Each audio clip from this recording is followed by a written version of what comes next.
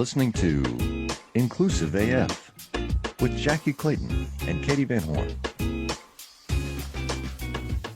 Hello, hello, hello. I just like doing that because you do that, Katie. Hello, hello, hello. I'll sing it today. Today we're singing. Hello, hello, hello, everyone. Welcome back to the Inclusive AF podcast. I'm Jackye Clayton here with my fabulous co-host, Katee Van Horn. And today's episode is a little bit heavier, but it is urgent. We're talking about the relentless political and policy actions under the administration that targeted our transgender community. It's a serious topic, but you know us. We'll tackle it with our unapologetically inclusive, passionate, and maybe a little humorous style. But buckle up, y'all, because we have feelings about this. And as always, we're inclusive AF, inclusive as fabulous. And yes, the other F word too. So we're not holding back on this one. That's right. This is a all hands on deck conversation, honestly. We want to set the stage clearly on this topic because it's one of those things that, this is very important. It is heavy and it is scary. Over the years, we've seen an administration actively working to eliminate, to erase, and exclude trans people. And, now this second term, it's the same thing. And it's infuriating. It's heartbreaking. It really flies in the face of everything that we stand for here at Inclusive AF. But, I think it would be good that we just break this down about what happened, what's happening, I should say, why it's so harmful, and what all of us can do to push back and hopefully, push back with love, with urgency, and, I think anger is also okay.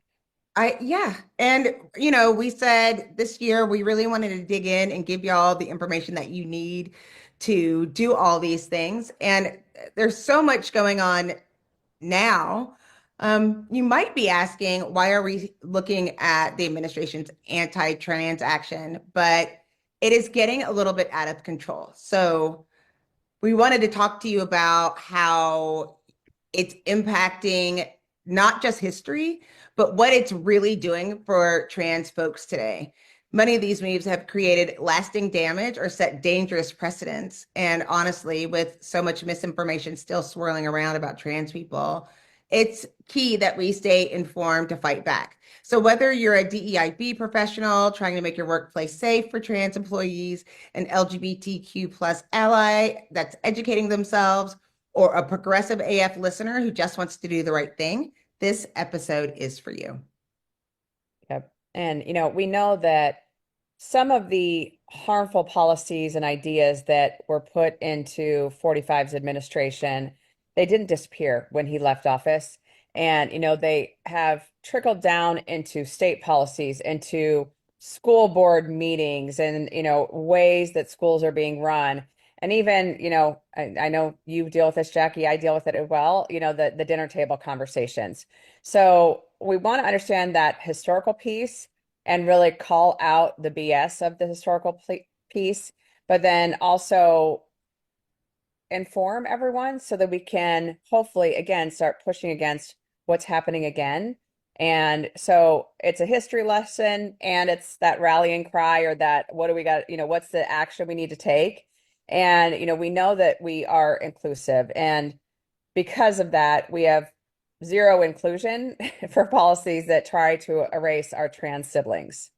Yeah, we were going to change our name to sort of inclusive AF, except for that. But that there was too many words. Yeah. Yeah. So as we jump right in, let's start at the top. All right. So the Trump administration, I'll give you a guess. They love embracing multiple genders, or they don't. What do you think? I'm gonna Which only two, only two, only two. Well, oh, right. So it's so frustrating, but we just want you to know, what did they do? What does it mean? And what's it going to mean moving forward for real people and not just rhetoric? So take a deep breath. Here we go. Yeah, the Trump administration's official stance is basically that, there's only two genders, male and female. and that is determined by birth and unchangeable, period.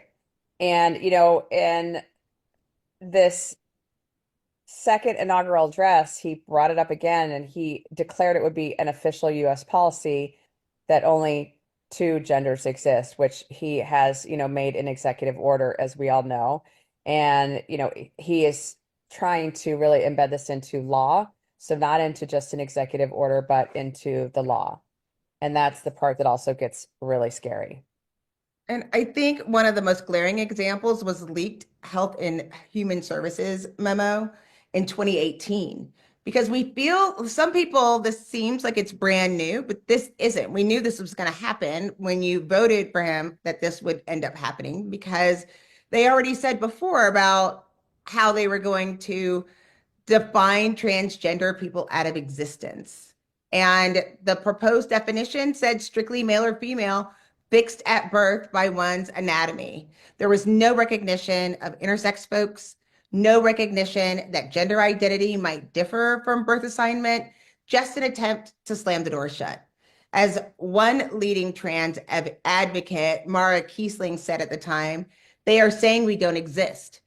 And that quote just gives me chills because it really captures the cruelty of it, an administrative administration effectively telling an entire community that you're not real or you shouldn't exist. And I think the part that is scary is that this isn't an isolated thing. This is a theme that continues. And from day one, Trump's team has really worked on erasing the whole gender identity, the term gender identity from every conversation. And, ordering the language to be used is really the language that they're using is sex assigned at birth, sex assigned, not gender, not gender identity.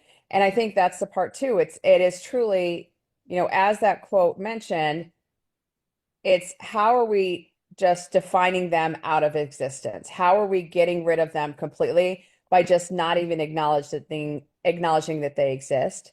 And, they push departments like the Department of Education, Department of Justice to stop recognizing trans students under the civil rights laws. It's like they thought they were scribbling out the word transgender. And if they did that in enough places, poof, transgender people would just go away. But, that's not how humanity works. That's not how humans work, thank goodness. And so there is no, yeah, there's no just scribbling out a word and scribbling out an entire group of humans. Well, the rationale, if we can call it that, was often couched in Orwellian terms like science or protecting women or religious freedom. But let's be clear, credible science and expert consensus has never supported these anti-trans views. In fact, the memo's claim of being grounded in science was roundly debunked. Um, and we've been working with this so hard because we know that it exists. And we're trying to save people's lives by giving them the support that they need. And the experts recognize that gender identity is real. And so that's the part that Katie was just talking about. Like they're only looking at the sex assigned at birth and not someone's identity. And that is something that's really deeply felt within yourself. And so trans people are who they say they are. So we'll dig into those expert perspectives in a bit, but I had to mention that up front because the administration's perspective was anything but scientific or science based because they would have been able to go in and they would see that the science already puts place for gender identity. That's why we've been working on it so hard. We didn't just make it up. Well, and I think it's a cause that is personal to you and I because we have family members, we have friends, we have a lot of folks that this does impact. This isn't just oh, those people over there. That, there are people that are very close to home, very people that are close to our hearts. And, this whole ideological, political agenda dressed up as, oh, this is common sense. Right. Oh, this is the way it should be. It really is now compounding and manifesting and being leveraged for these policies around transgender military bans and rolling back protections for trans students, which we will talk about this, but we know that students are already in a very precarious situation with their mental health. Adding this to their what they have to worry about or be concerned about is their safety and their protection does not lead to more balanced kids that feel safe, that feel comfortable growing up and being who they are. And it's also about attacking the health and the gender affirming care that is needed and making sure that they don't have what they need. And again, this isn't something that you can just flip a switch and turn off. These are real humans, and these are people that need this medical care and need to be recognized for who they are. And then, the one that I think has gotten quite a bit of traction is the targeting of transgender folks in sports and other areas. And, each of these has very profound impacts. And I think, we should probably talk about each one of them kind of individually. So let's talk first just about the banning transgender service members. I think that one is one that, came up very quickly. Well, it pisses me off on top of the fact that, oh, we need to hire based on merit.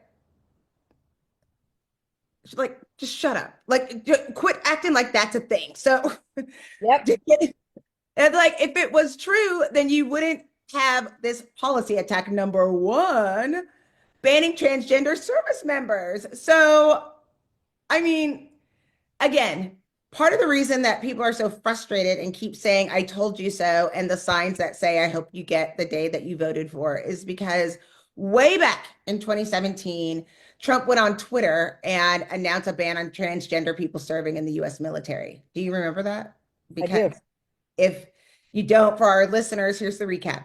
He tweeted that the military will not accept or allow transgender individuals to serve in any capacity, claiming the military cannot be burdened with the tremendous medical costs and disruption that trans service members would cause. And it was really one of those distractions. It was a shock and awe tweet strategy. And and I think the part that everyone forgets is that you can't erase people. And so the fallout from that tweet was immediate, it was chaotic, and the people that were current service members that were transgender and recruits that maybe were thinking about joining the military, they were suddenly saying, what am I going to get kicked out? Am I going to be accepted?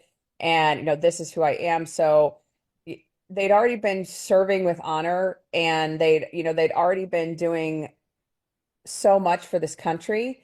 And there's an estimate, and I don't know how accurate this is, but I know at one point it was around 15,000 trans Americans that were in uniform in that 2017, 2018 timeframe.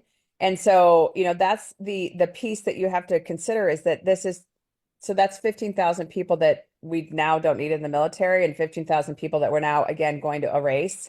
Like And there's not a big line at the check-in box no, for people joining the military in the first place. yes, exactly. And I think that's the piece, is that, after the Obama administration, when it was basically like, hey, we have an open door policy, an open service policy, and then all of a sudden you have this new president saying, sorry, never mind, get out of here. We pack your bags. We don't want you anymore. It's just the disrespect and dare I say jackassery. Jackassery. I like it. That's my new word for the day. I like it. That's what we're also talking like it again, it's like, huh? Like it doesn't even make sense.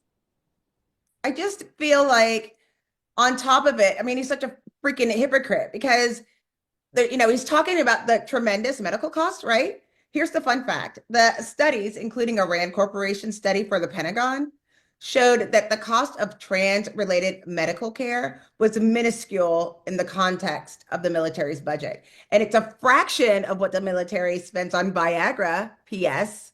I don't think that's necessary. And so the argument was bullshit from jump and Right. disruption.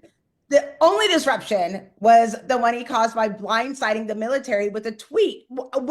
how is that policy? And the Joint Chiefs were like, hold on, we're not changing anything until we get an actual policy, because even they were caught off guard. Exactly. Like the military leaders and experts push back as they should have, because it was, even you had the American Medical Association, they were saying there's no valid reason to exclude transgender individuals from military service from a medical perspective. And transgender individuals were serving the country with honor and doing what we had asked them to do by stepping up and saying, I will help to protect this country. And they should be allowed to continue doing that. That shouldn't be something we say, sorry, again, pack your bags. But you also had all of these retired military generals, admirals, um, coming up and just basically coming together and saying that any type of ban would actually put us into a degraded readiness mode. So basically, we wouldn't be ready for if something, God forbid, happened. And even you had bipartisan lawmakers. So late Senator John McCain, you had Senator Kirsten Gillibrand, you had a lot of these folks coming forward going, this makes no sense. Why are we doing this? And you also had, judges blocking the ban and saying it was unconstitutional discrimination. Just all of it kind of boiled to of like this doesn't make any sense. But, I don't know. It just keeps going. I just, there was a, I get frustrated beyond all of the other things that we're talking about, but like, it's just bizarre that we actually live in a world where you can get like fully lose, you find out about your job loss on social media, right? I mean, Chad Griffin said it really good. He's from the HRC, Human Rights Coalition, said, and they don't get a pass, but that's another show, that the erratic tweets, Trump's, and we said we weren't going to say his name, but I want to get specific. Trump's erratic tweets and half-baked orders disrespect the bravery of countless transgender people who have fought and sacrificed for our country. And the word disrespect is key because these folks volunteered to risk their lives for a country that's now telling them they're too much of a burden and that, quite frankly, is cruel. I was listening, it was NPR. There was a trans person that was responsible. They're the primary wage earner. They have 2 children. They, we're talking about their rent. They don't know what they're going to do. And so looking at that, who sacrificed for the country, they've been in the military for like 10 years, and now they're too much of a burden, but you can fight and die for our country. I mean, that's disrespectful isn't even the word. It's cruel. Trans service members and their families felt that cruelty. It was Ashley Broadway Mack of the American Military Partner Association, lots of associations. And they said that targeting active duty families this way was unconscionable and based on nothing but blatant anti-LGBT and animus. That's the word. Animus. So yeah, like I was like, what? yeah. And so basically, she's saying, yeah, there was no reason for it. It's just basically, I don't like these group of individuals, so I'm going to go ahead and say we're going to ban them. And, and I think this is the other, I'll call this out, but then I'll talk about current events. So the next administration, the Biden administration, overturned it as one of his first acts in 2021. As one should. Yes, but as of March 11th, 2025, there is a new executive order banning transgender individuals from serving in the U.S. military. So, we are, as of today, January 27th is when it was actually signed, and it's the prioritizing military excellence and readiness. So this directs the Department of Defense to revise policies to exclude individuals who identify with a gender different from their biological sex from military service. So, this is again, it's already starting to face legal challenges. There are 6 active duty transgender service members and 2 members who are possibly joining this lawsuit, basically saying, we need an injunction against this order. It's against their Fifth Amendment rights. There's so many different things that are going to come about, but it's going back to why are we in this place where we're having to have these conversations? And, the public doesn't support it. The clearly the military leaders don't support it. And, we are going to continue to ignore these folks and put people into a place where they have to be stressed, they have to be secretive about their real lives, all of these things. And what is the point? Right. I mean, I hurt for them. I mean, that's just one piece of it. So I think it's important that we look at these things and, this is obviously came out of hate and prejudice. They act like it's about policy and like science, but obviously it's not. And they're hurting real people, and just trying to erase them. And speaking of which, that's just number one. That's just number one. We also want to make sure that we talk about trans youth and students, which is another group that got caught in the crosshairs. Yeah, and I think this one again, this one makes my stomach hurt probably the most. Hmm. And because it's one of those things that, if you think that picking on kids is beneath the administration, these are adults picking on children. But, during 45's first term, he instructed the Department of Justice, Department of Education to withdraw federal guidelines that protected transgender kids and students.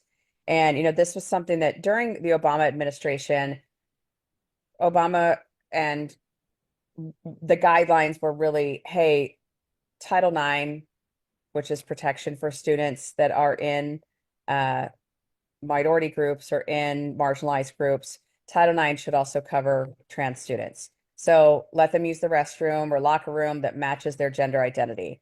And Trump rescinded that, basically saying, we're not going to enforce that. It's up to the states and schools to figure it out. And again, they're not figuring it out. They're not doing what's right to keep these kids safe. No, all it did was tell schools that you can do whatever you want to these transgender students, like if they want to force a trans girl to use the boys' bathroom or deny a trans boy the right to wear a boy's uniform, the feds aren't going to stop them. And that's what's so scary because it's a full step backwards where you're not having these rights anymore and you're not feeling safe. I remember the images of the protest at the White House that night, people chanting, "No hate, no fear, trans students are welcome here." And it also makes me think about what was happening the other day with the joint, when he was addressing the House and the Senate, and was had that mom in there that was, I don't know if you saw it, but the mom was there and they were saying he wanted to have had a trans students, and they were saying that they were indoctrinated and that celebrated them for changing the laws. And I was like, this is the worst mom on the planet. And they just outed her in front of all of these people. It doesn't make sense. I mean, Trump is a bully, right? And I feel like this is a brand new low. You're Mhm. picking on vulnerable kids. It's already hard enough right now in school. And so, it's just a new low. Yeah, and I think again, that was the first to go around. Now we're back in 2025, and Donald Trump signed on January 29th the Ending Radical Indoctrination in K through 12 schooling. So it again prohibits K-12 schools from teaching materials considered anti-American or subversive, and specifically around gender ideology and critical race theory. And it also directs law enforcement to investigate and prosecute any educators that are unlawfully facilitating social transition of transgender minors. So again, no counseling, no using their preferred name or pronouns, no acknowledging their non-binary identities, no allowing access to facilities or sports team, no, none of these things. And if an educator is found to be supporting students in being themselves, then they can be charged with, lose federal funding on a school level. They can be charged with, all kinds of different things around sexual exploitation, which is disgusting. And, it's just the way that they're approaching it again. however we can erase transgender people and put yourself into a teenager's shoes in high school, it's already hard enough. Now imagine that the government is saying to you, it's okay if your school doesn't recognize who you are, or it's okay if you're misgendered, if you're forced in unsafe situations, whatever that might be. That's terrifying. You know, Yeah. we have a different transgender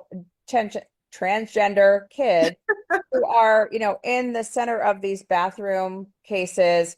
And, when the administration reversed the guidance, it's also they're withdrawing support of the kids that need this help. And, you have students that are basically saying, I'm now an adversary of the government. And, I'm now in a space where I have to protect myself against the environment. And that's inspiring that a 17-year-old kid would be thinking that and saying that. But it's also so sad that he has to be in a space where he has to defend himself against one of the most powerful entities in the world. It's horrible. I mean, and right now, as you know, we're worried to see if we're even going to have an education department and what are people doing that, but I digress.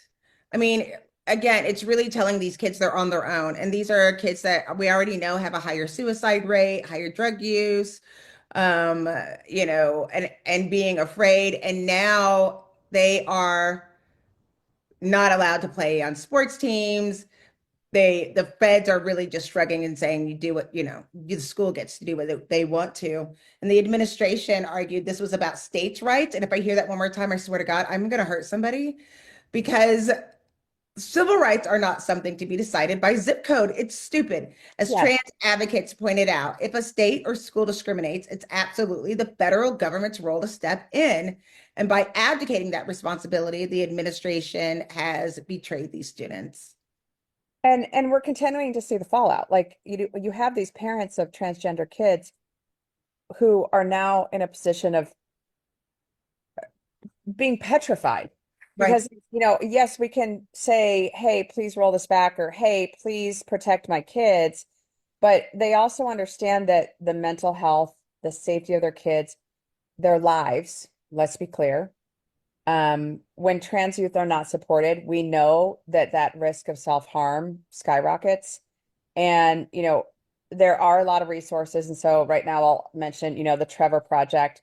Mhm. They have a youth crisis hotline for LGBTQ youth. We know that anytime that there's anti-trans rhetoric, any anti-trans news, that their calls surge. But, we also want to call out to any parent, any educator, any person, the fact that the Trevor Project does have that hotline. And, we encourage everyone to get to know everything about the Trevor Project. They do some amazing things. But we also know that 46% of transgender and non-binary young people have seriously considered in the past year suicide or some type of self-harm. And, when we instead validate these kids and affirm their identities, we can save their lives. And I don't know how else to say that, but I also, the part that sickens me is that we know that saying saving kids' lives by removing guns or whatever it might be doesn't seem to matter to people, Right. but we're literally putting kids' lives at risk that they will be harmed by someone else or they will harm themselves. I mean, there was research that said that if you had just one accepting adult in a trans youth life, that it can reduce the risk of suicide by 40% by having one. So now we've got 45 telling not only do we not accept you, but nobody has to accept you. And Yeah, before they had at least someone, or they knew that they could feel safe, or they could put those things together. But now it's really trickling back into those classrooms. These are real locker rooms, and these are hearts and minds of kids just trying to grow up. We didn't right. even talk about learning anything. Mm-mm. We're not going to learn anything. How are No. you? How can you learn? We say talk about it at work all the time, but how can you learn if you're sitting in fear all the time? And I think that's the piece that luckily we have educators, we have some states who have stepped up and said, despite what the federal executive orders or guidance is, we're doing everything we can to keep the protections in place. But some other states are also looking at passing laws to shield transgender students. And, I think Title IX, hopefully we will get to a place that Title IX does cover gender identity again and just aligns to common sense and decency. It's we we know that Trump does not see transgender kids, I won't even say just not as equals. He won't see them as human. He's making them again subhuman, which is part of the way that this type of political agenda runs, is that by labeling people and putting them into a subhuman category, it's a lot easier to do horrible things to them. And we need to remember that we cannot repeat things that we have done in the past. And we need to remember that so that we don't do it again. And that takes each one of us stepping up and speaking up. Well, you know what would be even easier if we could just define trans folks out of existence, which brings us to policy attack number 3, healthcare and legal recognition. All right. So buckle up. So this policy attack attempts to erase trans people, and it goes beyond schools and the military. It even reached into healthcare and basic legal documents. So under Trump's watch, the Department of Health and Human Services has worked to strip away health protections for transgender individuals. How? They rewrote regulations so that gender identity was no longer protected under the federal healthcare non-discrimination rules. And essentially, under those changes, a hospital or insurance company could potentially discriminate against someone for being transgender, and the federal government wouldn't necessarily stop them. So, yes, you heard that right. In the middle of a health crisis, they wanted to make it easier to deny trans people care. And and to be clear, I'm just going to give where we are currently as well again. So we have Executive Order 14187 that's protecting children from chemical and surgical mutilation. And that is basically no gender affirming care prior to age 19. And it basically revised the Medicare, Medicaid, and Affordable Care Act, or it directs the Health and Human Services Department to change the Medicare, Medicaid, and Affordable Care Act to exclude coverage for gender affirming care for minors. And then also back to defending women from gender ideology, extremism, and restoring biological truth to the federal government. This order mandates that federal agencies, including Health and Human Services, define sex strictly based on biological characteristics determined at conception, effectively excluding gender identity from federal protections. It rescinds previous policies that recognize gender identity under anti-discrimination laws.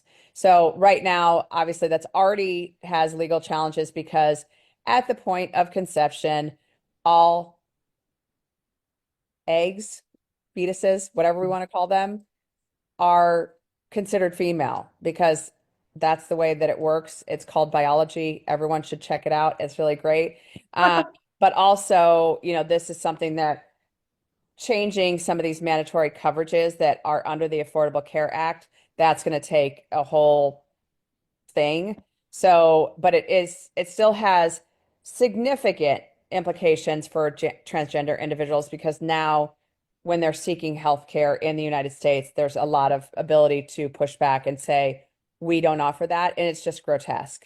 It's one of those things that, the Obama administration really tried to interpret all of the healthcare acts to really focus on including transgender individuals and discriminating against someone being trans is sex discrimination is the way that they defined it.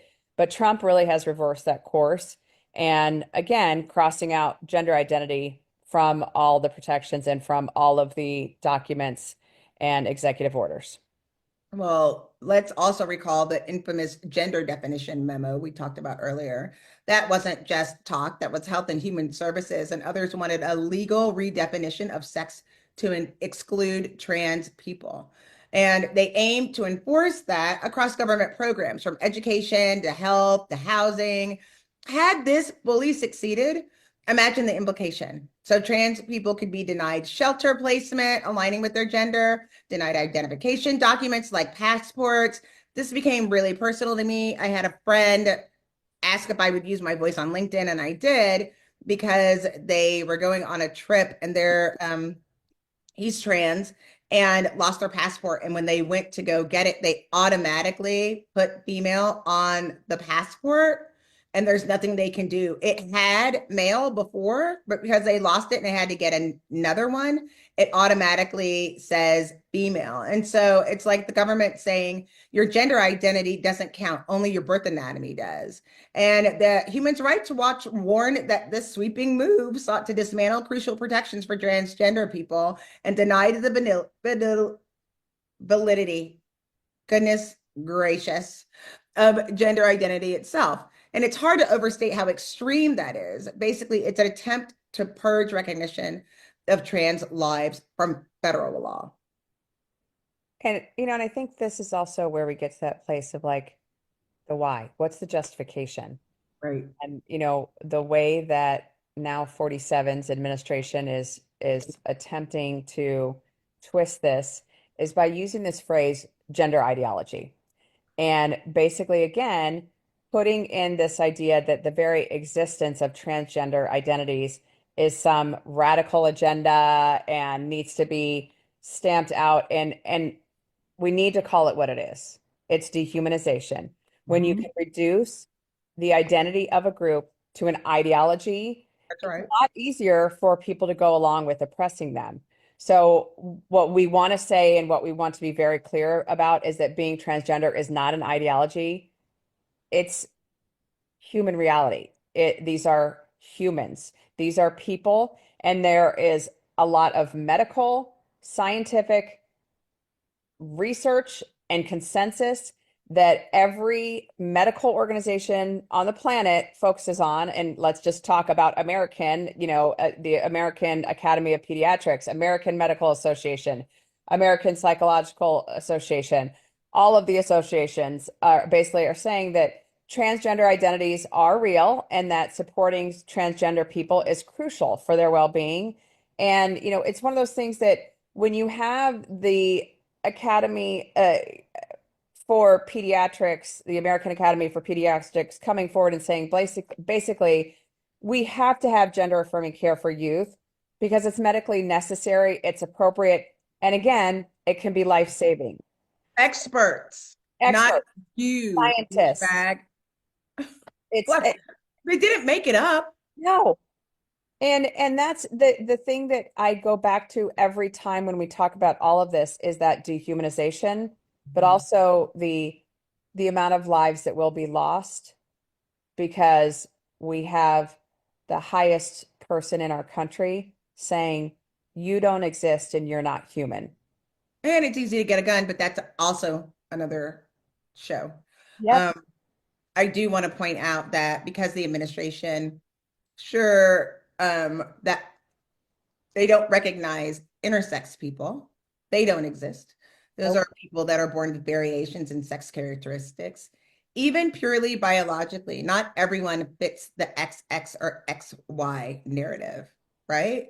So trying to rigidly define sex or gender in law was not only anti-trans, it's anti-science. And it harms intersex folks too. So there was a New York Times piece that broke the memo story. They talked about how scientifically baseless and unworkable this all was. But of course, this wasn't about science, it was about exclusion. 100%. And I think, anyone, like you said, it's science. It's crazy. But also legal professionals are like, this is violating the Constitution. And, we do know that, again, some of the things have come forward since then. So the Bostock decision in 2020 You can't fire someone for being transgender because that is absolutely sex discrimination. Boom. The Trump administration, it's consistently at odds and increasingly at odds with the courts. And by trying to entrench in this discrimination, the lawsuits are just going to keep coming. And you have, the ACLU, you have the Lambda Legal, you have Transgender Law Center, all of these different law centers that are fighting back at every step that the administration is trying to take. But I go back to, and I will continue to go back to, take all of that away, and we're talking about humans who are being harmed daily. The whole point that we talk about is do no harm, right? When we start talking about healthcare and we are talking about all these different groups and acknowledgement, but they also leaned on religious freedom as an excuse, making it easier for healthcare providers to refuse care based on religious or moral objections. So picture it. There's a doctor who is being asked to work on a trans patient, and they could say, no, because of my moral beliefs, I'm not going to work on this person who just had a heart attack or a stroke. Like, I want to be clear, we're inclusive AF. We respect your religious beliefs, but not when they're used as a weapon, right? To harm other people. This is not the wedding cake conversation. This is about health, and no one's faith should be a free pass to deny someone emergency medical treatment. It just because you're trans or queer doesn't mean you're not deserving of care. I mean, that's not religious freedom. That's full discrimination, full stop. Absolutely. And I think here's the other part that I'm going to point out. If someone comes into the ER and they're having a heart attack or having a stroke or whatever it might be, that has nothing to do with their gender identity. And so, as a medical professional, the whole do no harm, if we can all remember that part, Mhm. that is something that people need to also be thinking about, that we're not saying that someone has to go and provide gender affirming care or has to, support gender affirming care or anything along those lines. Again, we respect religious freedom, but when it comes to emergency care, someone shouldn't be afraid that, will I lose my rights if I go to the ER? Will my passport be taken if I show the gender I know myself to be? These are things that no one should have to face. And, it's an assault. It's a fight and a war against the dignity and existence of transgender people. And again, it's being orchestrated at that, highest level of government. And, I think there's just no reason for us to have this stigma around transgender people. They are people. They just want to live their lives. And, I know you and I talked earlier about a woman who recently shared a story on LinkedIn, and she was talking about, her career and what she had kind of built in her profession was, I want to, and, as she built her career around training and HR and all of these different things, that she wanted to be able to go out and train different groups around the world. And it not about anything LGBTQ related, just the Right. training she had because of her career. And she's like, now I'm not going to be able to do that because I don't know if I'm going to be denied entry back into the United States, or if something happens, I won't be protected, all of these things. So basically, her entire career now is, I have to stay in this place because I can't go do the thing that I was building my career around forever and ever, to do this consulting and to be able to go teach and Place that doesn't want you. hey, I mean, on top of everything else, the place that's denying you wants to deny you care, deny that you exist. That's where you're going to have to stay. yeah. Uh-uh. Well, I wanted to get to policy attack number 4, which kind of is why we're doing this whole thing, the sports debate. So I want to talk about transgender athletes and the sports bans because, again, we saw the address and we saw them applaud of not allowing trans athletes, like most of the anti-trans athlete laws happened at state levels in recent years. But the Trump administration, instead of giving it to the states, they wanted to change that and make sure that we got people all fired up because Trump talked about trans women in sports. You've probably heard the lines, "We will not let men participate in sports." Side note, calling trans women men is disrespect 101. But he brought anti-trans athletes like former swimmer Riley Gaines on stage at rallies to drum up fear about unfair competition. It was a calculated part on the culture war playbook and pissed me off. And like, I don't appreciate that I was like, these are men in sports. These are women. So let the women in sports. I think right now it's back to again an executive order that got signed in February. And we are it's I'm going to say a couple things. The executive order is called Keeping Men Out of Women's Sports. So in and of itself, as you just said, that's wrong because these are transgender women. They are not men. Right. And it mandates that all educational institutions, no one will receive any federal funding unless they prohibit transgender girls and women from participating in female sports teams. The double-edged sword, or the part that I'm just going to comment on here a little bit, is this isn't about keeping women or so not transgender men out of men's sports, though. So that's the other part that I just find fascinating. Oh. It's just about keeping transgender women, so previously men, out of female sports, but not the other way around because they feel it's an unfair advantage. Really? And so again, this is where the whole What are you? Wait, stop. Why am I so dumb? So yeah, it's not about being trans in sports. It's about men in women's sports. And we know that these are trans women, not men. Okay. and unfortunately, so the National Collegiate Athletic Association, so the NCAA, they are complying with the order and praised it for providing a clear national standard on the issue, because they felt that the conflicting state laws and court decisions previously, so, back to the state should control things, but maybe they shouldn't. So there you go again. Subsequently, the NCAA amended its policy to restrict women's sports competitions to athletes assigned female at birth, effective immediately. Also, the California Interscholastic Federation, so their sports federation, they announced basically that they would continue to adhere to state law permitting transgender athletes from participating in sports aligning with their gender identity.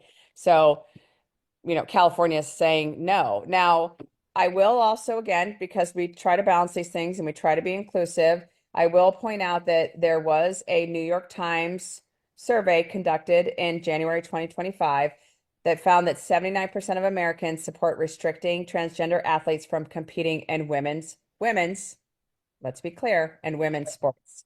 So again, it's just the one side of it, it's not both sides of it. So it's not fair if a transgender woman competes with other cisgender women. And so it's fascinating, and it's just ridiculous. I don't understand so much of the logic here, but I think that the piece that it's they're again bullying these institutions, bullying these groups into saying you have to do these things. And we did look this up because I was curious. What was the number I told you earlier, Jackye? What was the number I told you about? I think it was 10, Right. 10, not 10%, but 10 transgender athletes in the NCAA currently. How many? Let me tell you, how many players in the NCAA? out of the, I beg your pardon, give me 1 second, 500,000 student athletes. So of the 500,000 student athletes, 10 of them were transgender. So we're focusing on really important topics as well from an executive order perspective. Not at all. No, we're not. Good. I mean, the thing is, going back, we know that they've been trying to do all this with bathrooms and trying to figure out what people that they can just bully around. They're like, they want to deal with like a trans woman on the track team, which is ridiculous because why? These are our taxpayer money. These are our dollars going to fight these things, not tackling, I don't know, school bullying. Maybe why don't you give teachers a raise, or why don't you try to deal with sexual assault on campus? No, just kidding. Why don't you see if there's any trans women on like less than 1% that is daring to play sports? It's so transparently fueled by bias and not fairness that they claim that they want to have. I know every major women's sports advocacy group that I know of, like the Women's Soccer Stars, the WNBA, Megan Rapinoe, Billie Jean King, etc. They have spoken out that trans inclusion in sports can be done fairly and that trans women are women. There's nuance to how each league handles it, sure, but painting trans athletes as boogeymen, or I guess boogie people, because we want to be inclusive AF, undermining women's sports is a myth. But unfortunately, Trump's megaphone gave that myth a lot of airtime, especially last week when he had that mama up there whose daughter got hit in the face and broke her nose. Really sad about it. I had somebody from another girl, like from a cisgender assigned at birth female, had her nose broken in volleyball as well. So stop it. Stop Yeah, trying to ban trans girls from youth sports. It's a scare tactic and it's working. right. Absolutely. So, Jackye, I know we just talked about a lot of stuff, and I think first and foremost, human rights. So, trans rights are human rights. Um, the United Nations Human Rights Committee urged the U.S. to address the high rates of discrimination and violence against trans people, and we know that that's what it comes down to is the harming of humans. And and I know that there's a lot that goes into this, and we just have to keep arming people with facts and making sure folks know, on that kind of what are the counterpoints to this. These are humans that we're talking about. That's right. And I will tell you, you have to vote. I know that this election is already done, but it's just so important. You have to vote, and not just for presidents, right?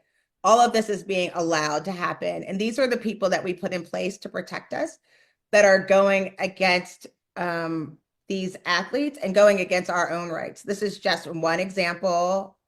And you have to make sure that you're voting and support candidates who see trans people as people.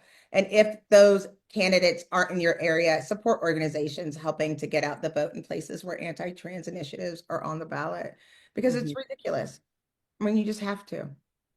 And we're going to put some notes here in the show notes just to make sure folks understand that these are real life impacts, and also give some resources for folks.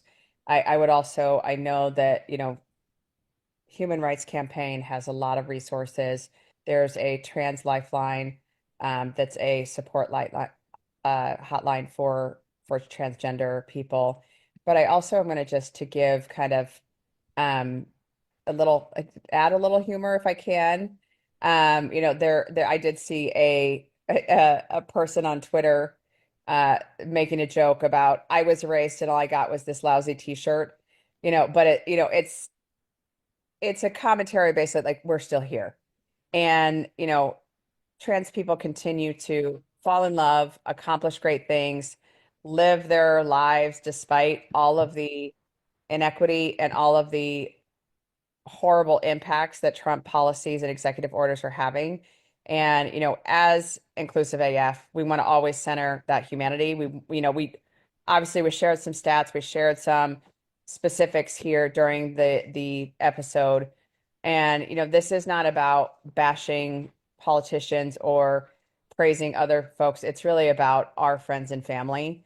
And some of you listening might be trans or non-binary. Some of you might have a trans child, a sibling, whatever that might be.